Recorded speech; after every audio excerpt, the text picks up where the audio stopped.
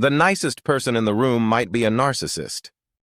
Imagine two animals, a lion and a spider. Both are predators.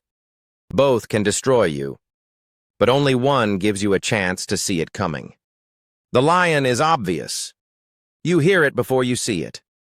Its roar announces its presence. Its confidence fills the space.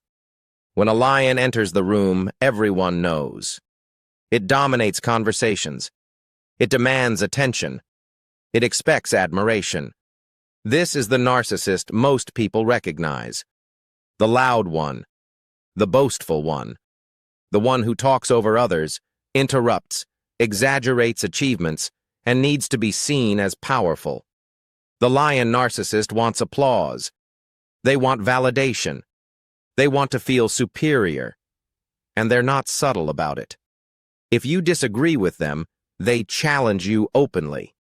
If you set a boundary, they push back aggressively. If they feel threatened, they roar louder. And because of this, the lion is easier to avoid. You sense danger immediately. Your instincts activate. Your guard goes up. You may feel intimidated, annoyed, or exhausted, but you're rarely confused. The lion doesn't hide its hunger. You know when it's angry. You know when it wants something. You know when it's trying to dominate you. And that visibility gives you power. You can choose to walk away. You can choose not to engage. You can see the manipulation in real time. That's why, despite how destructive they can be, lion narcissists are rarely the most dangerous. They burn hot. They burn fast. And eventually, they reveal themselves. Most people think this is what narcissism looks like. But this is only the surface predator. Now imagine the spider. Silent, still, almost invisible. It doesn't chase. It doesn't roar. It waits. The spider builds its web slowly, carefully, patiently, placing it in areas where you feel safe. Corners, quiet spaces, familiar paths. You don't notice the web because it doesn't look threatening. It looks delicate, harmless. And that's the trap. The spider narcissist doesn't dominate the room. They blend into it. They seem kind, soft-spoken, thoughtful. They listen more than they talk. They appear calm, sensitive, even self-aware. People describe them as nice, gentle, misunderstood. But the spider doesn't seek attention. It seeks access. It studies you. It watches your patterns.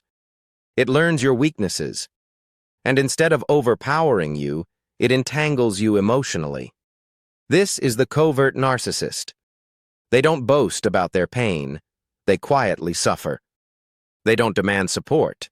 They subtly imply they need it. They say things like, "I don't want to be a burden. I'm probably just too sensitive. I guess I'm just not good enough." And without realizing it, you lean in. You reassure them. You comfort them. You take responsibility for their feelings. Thread by thread, the web tightens. The spider never forces you. It lets you step deeper on your own. At first, it feels meaningful. You feel special, chosen, needed. "You're the only one who understands me." That sentence alone can trap people for years. Because now, leaving feels cruel. Setting boundaries feels heartless. Pulling away feels like abandonment. The spider narcissist frames themselves as fragile, and you become the caretaker. You give more.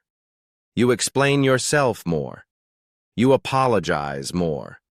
Meanwhile, the spider remains calm. If you're upset, they're wounded. If you're tired, they're overwhelmed. If you express needs, they collapse emotionally. And suddenly everything revolves around them, without them ever asking directly. That's the genius of the web. You don't feel attacked. You feel responsible. And by the time you notice you're exhausted, stuck, and doubting yourself, you're already entangled. So why the spider is more dangerous than the lion? The lion uses force. The spider uses psychology. The lion threatens your safety. The spider erodes your identity. With the lion, you ask, why is this person so aggressive? With the spider, you ask, what's wrong with me? And that question is the real poison. Because now you're not defending yourself, you're blaming yourself. You wonder if you're too sensitive, too demanding, too cold. You question your instincts. And the spider survives by staying small, wounded, and blameless. It never looks like the villain. When a covert narcissist feels exposed or challenged, they don't retreat. They become dangerous, not louder but colder. Not all spiders stay passive. Some evolve. This is where the malignant narcissist enters. If the covert narcissist is the spider, the malignant narcissist is the spider with venom and intent. They don't just entangle you emotionally. They punish you for trying to escape. They weaponize guilt. They twist your words. They rewrite reality. If you set boundaries, they withdraw affection. If you confront them, they play the victim. If you pull away, they smear your name. They don't want harmony. They want control. And unlike the lion, they enjoy the damage. They enjoy winning quietly. They enjoy watching you unravel. They enjoy knowing they're inside your head. This is not insecurity. This is domination disguised as vulnerability. Why most people miss it? Because we're taught to fear loud danger. We're taught to look for aggression, arrogance, ego. We're not taught to recognize manipulation that looks like sadness. We're not warned about predators who cry. So when the spider appears gentle, we lower our defenses. We tell ourselves they're harmless, that they just need support, that love will fix them. But predators don't change because of compassion. They adapt to it. There's always a moment, a quiet realization.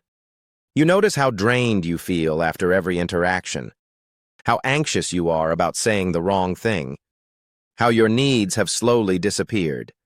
You realize the relationship isn't mutual. It's one-sided. And the most important realization of all, you were never cruel. You were never selfish. You were just caught in a web you didn't see. That awareness is the beginning of freedom. Lions are dangerous. But spiders are lethal because they don't announce themselves. They don't chase you. They wait for you to come closer.